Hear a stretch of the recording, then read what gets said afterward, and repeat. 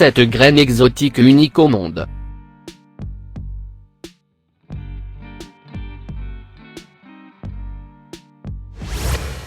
Numéro 7. Palmier tucum. Il habite les régions chaudes du centre de l'Amérique du Sud. Au Brésil, on l'appelle communément tucum ecaranda, et ce palmier produit de gros fruits rouges. Il va sans dire qu'une dispersion efficace des graines, et des spores, est vitale pour des populations de plantes en plein essor. Sans elles, les populations végétales vont stagner et disparaître. Et il semble que le poisson pacu soit le principal agent de dispersion des graines pour ce palmier. Pour une raison quelconque, ils sont les favoris de ce poisson qui profite des inondations pour l'atteindre. Numéro 6. Concombre d'âne. Le concombre d'âne ou cornichon d'âne, est une espèce de plante herbacée vivace du genre Igbalium de la famille des cucurbitacées. Elle est assez commune en Europe, surtout dans les régions méditerranéennes, et est caractérisée par ses fruits explosifs.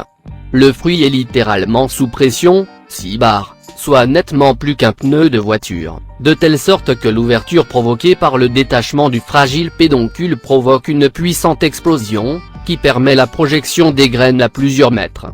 C'est aussi un poison.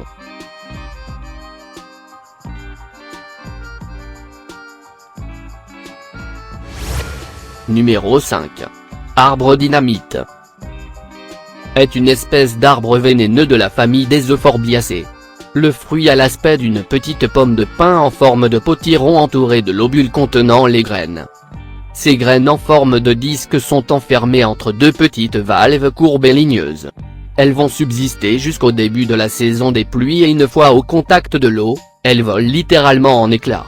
Ce phénomène s'accompagne d'un bruit très particulier, qui cela ressemble à une explosion. C'est ainsi que les graines sont disséminées sur de grandes distances.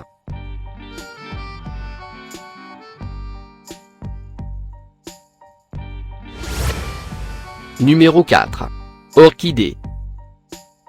Les graines d'orchidée sont incroyablement petites. En fait, ils sont les plus petits du monde, bien que certains types puissent être légèrement plus gros. Contrairement à la plupart des graines de plantes, les graines d'orchidée n'ont pas de capacité de stockage nutritionnel. Dans leur environnement naturel, les graines tombent sur le sol contenant des champignons mycorhiziens, qui pénètrent dans les racines et convertissent les nutriments en une forme utilisable. La culture d'orchidées se fait généralement dans l'environnement hautement contrôlé d'un laboratoire.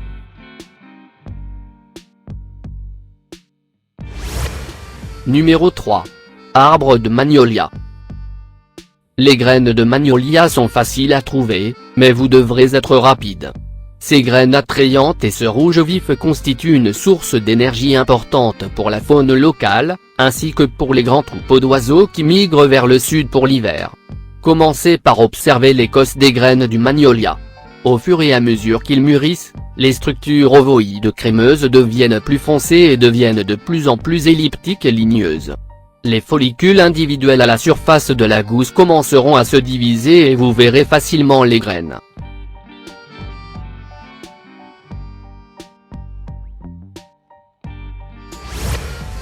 Numéro 2.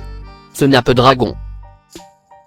Antherinum, plus connu sous le nom de snapdragon, est une plante de jardin populaire depuis de nombreuses années.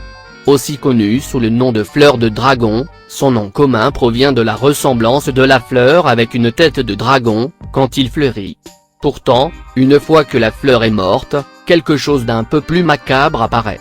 Le dragon, juste une métaphore visuelle après tout, semble avoir un crâne, qui devient la couverture des graines. Au microscope électronique, la gousse snapdragon semble encore plus surnaturelle.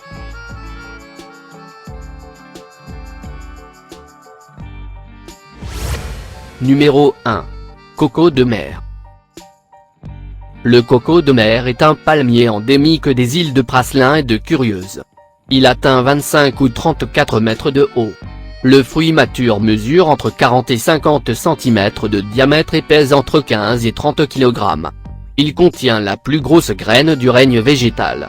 Le fruit, qui a besoin de 6 à 7 ans pour mûrir et de 2 autres années pour germer, est parfois appelé noix de coco de mer, ou noix de coco double. Ces graines, les plus grosses et les plus lourdes du monde, on croyait que leurs graines auraient poussé sur des arbres sous les vagues de l'océan Indien et détiendraient de grands pouvoirs de guérison.